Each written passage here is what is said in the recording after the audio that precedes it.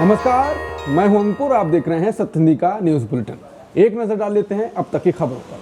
पश्चिम बंगाल में voter list के विशेष पुनरीक्षण यानी एसआईआर को लेकर सियासत तेज हो गई है। 4 नवंबर से बीएलओ घर घर जाकर नाम जुड़वाने और सुधार फॉर्म भरवाने का काम शुरू करेंगे, लेकिन इस बीच टीएमसी ने इसे एनआरसी और जैसा कदम बताते हुए विरोध शुरू कर दिया है। वहीं कांग्रेस, सीपीएम और बीजेपी का कहना है कि टीएमसी लोगों को गुमराह कर रही है ताकि वोटर लिस्ट के काम में भ्रम फैले। इसी मुद्दे पर मुख्यमंत्री ममता बनर्जी और अभिषेक बनर्जी 4 नवंबर को कोलकाता की सड़कों पर प्रदर्शन करने जा रहे हैं। पश्चिम बंगाल में बीजेपी सांसद जगन्नाथ सरकार के बयान पर नया विवाद खड़ा हो गया है। उन्होंने कहा कि अगर बीजेपी बंगाल में सत्ता में आती है तो एक दिन भारत और बांग्लादेश के बीच तार की बाड़ लगाने की जरूरत नहीं पड़ेगी। उनका वीडियो सोशल मीडिया पर वायरल होने के बाद टीएमसी नेता अभिषेक बनर्जी ने बीजेपी पर कड़ा हमला किया। अभिषेक ने कहा कि बीजेपी का दोहरापन अब सामने आ गया है। एक ओर अमित शाह सीमा सुरक्षा की बात करते हैं, दूसरी ओर उनका सांसद सीमाएं मिटाने की। विवाद बढ़ने पर जगन्नाथ सरकार ने सफाई दी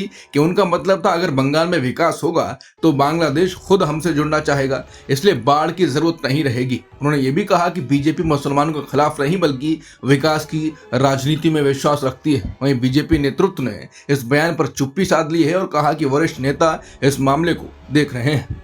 कांग्रेस नेता राहुल गांधी ने एक बार फिर प्रधानमंत्री मोदी पर तीखा हमला बोला। राहुल ने आरोप लगाया कि अमेरिकी राष्ट्रपति ट्रंप के दबाव में मोदी ने ऑपरेशन सिंदूर रोक दिया, जो 2 दिन में ही खत्म कर दिया गया। राहुल ने कहा कि 56 इंच की छाती होने से कुछ नहीं होता। महात्मा गांधी कमजोर थे, लेकिन उन्होंने ब्रिटिश हुकूमत से लोहा लिया। उन्होंने आरोप लगाया कि मोदी, अडानी और अंबानी जैसे उद्योगपतियों के इशारों पर चलते हैं और नीतीश कुमार पर भी उनका पूरा नियंत्रण है। बेगूसराय में चुनावी सभा के बाद राहुल गांधी ने वीआईपी प्रमुख मुकेश सहनी के साथ तालाब में उतरकर तैराकी और मछली पकड़ने का प्रदर्शन भी किया, जो चर्चा का विषय बन गया। पीएम मोदी ने रविवार को बिहार के आरा और नवादा में हुई चुनावी रैलियों में कांग्रेस और आरजेडी पर जोरदार हमला बोला। मोदी ने आरोप लगाया कि कांग्रेस और आरजेडी में वर्चस्व की लड़ाई चल रही है और दोनों दलों के युवराज राहुल गांधी और तेजस्वी यादव एक दूसरे को नीचे गिराने में जुटे हुए हैं। मोदी ने कहा कि मुख्यमंत्री पद की घोषणा को लेकर आरजेडी ने कांग्रेस पर बंदूक तान दी और जबरन ये ऐलान करवाया कि अगर गठबंधन जीता तो मुख्यमंत्री आरजेडी का ही होगा। पीएम ने कहा कि कांग्रेस ऐसा नहीं चाहती थी, लेकिन आरजेडी ने मौका नहीं छोड़ा और धमकी देकर सीएम पद अपने नाम कर लिया। मोदी ने दावा किया कि एनडीए बिहार के विकास के संकल्प के साथ आगे बढ़ रहा है, जबकि विपक्ष अंदरूनी झगड़ों में उलझा है। बिहार विधानसभा चुनाव के बीच विदेशी राजनयिकों का एक प्रतिनिधिमंडल राज्य के 2 दिन के दौरे पर है। बीजेपी ने रविवार को बताया कि ये राजनयिक बिहार में चुनावी माहौल को करीब से समझने और देखने आए हैं। बीजेपी के विदेश विभाग के प्रभारी डॉक्टर विजय चौथाईवाले ने बताया कि इस दौरे में Japan, Indonesia, Australia, Britain, Bhutan और दक्षिण अफ्रीका के राजनयिक शामिल हैं। ये दौरा 2 और 3 नवंबर को होगा, जिसमें वो चुनाव प्रचार और जनसंपर्क के अलग अलग कार्यक्रमों को देखेंगे। बिहार पुलिस ने जन स्वराज पार्टी के समर्थक दुलार चंद यादव की हत्या के मामले में अब तक 80 लोगों को गिरफ्तार किया है। गिरफ्तार किए गए लोगों में जेडीयू के मोकामा उम्मीदवार अनंत सिंह भी शामिल हैं। पुलिस के मुताबिक अनंत सिंह को उनके साथियों के मणिकांत ठाकुर और रंजीत राम के साथ शनिवार और रविवार की दरमियानी रात गिरफ्तार किया गया। पुलिस इस मामले की गंभीरता से जांच कर रही है और कहा गया है कि किसी को भी बख्शा नहीं जाएगा। लद्दाख के लेह जिले में अब कोई चुना हुआ प्रतिनिधि नहीं बचा है।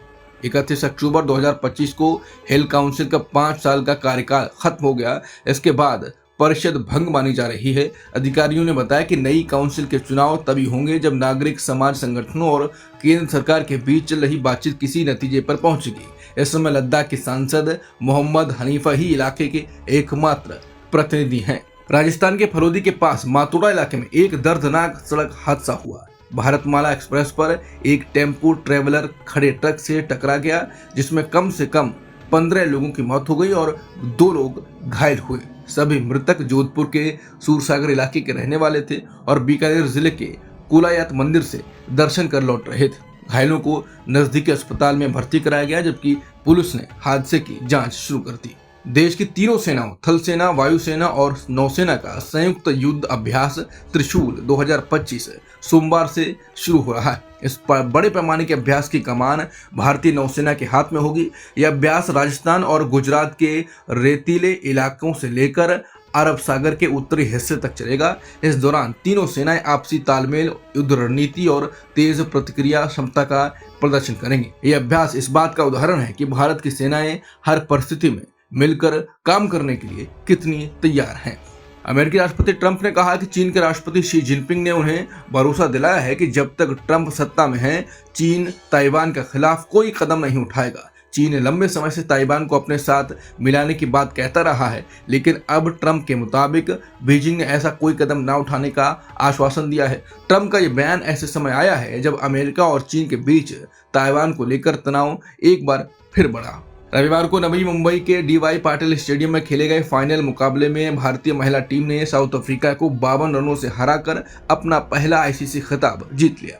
मैच से पहले कप्तान हरमनप्रीत कौर से जब पूछा गया कि जीत के बाद कैसे जश्न मनाया जाएगा, तो उन्होंने मुस्कुराते हुए कहा कि ऐसे बड़े मौकों के लिए कोई प्लान नहीं बनाना पड़ता, क्योंकि हमने इसे कई बार सपनों में देखा है और अब वही सपना हकीकत बन गया। पूरे स्टेडियम में भारत के नाम की गूंज थी और हर खिलाड़ी के चेहरे पर जीत की चमक। भारतीय महिला क्रिकेट के इतिहास में ये सबसे बड़ा मुकाम माना जा रहा है। अब तक की खबरों में इतना ही। बाकी खबरों के लिए बने रहिए सत्य हिंदी के साथ।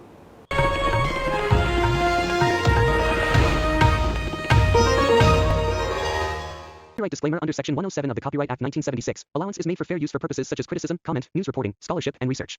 Fair use is a use permitted by copyright statute that might otherwise be infringing.